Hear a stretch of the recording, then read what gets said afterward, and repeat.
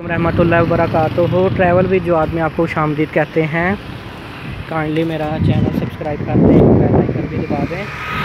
इस टाइम हम saver food पे आए हैं। सेवर फूड लाहौर, ठीक है, इस्लामाबाद का बहुत मशहूर ये सेवर फूड है, ब्लू एरिया वाला, ठीक है। तो यहाँ हम जा रहे हैं अंदर, ठीक है।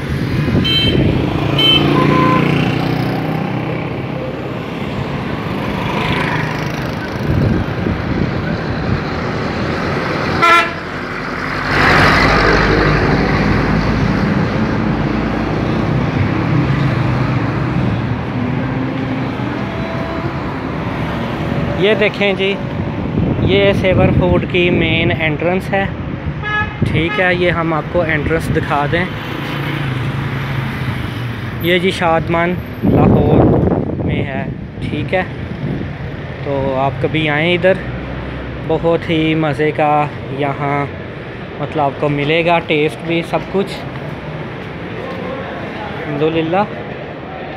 देखें, आपको ओवरव्यू मैं दिखा दूँ इधर का सारा।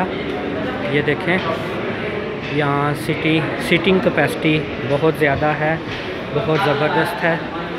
यहाँ ATM भी मिलेगा आपको। यहाँ VIP किस्म के वॉशरूम और माहौल है, ठीक है। बाकी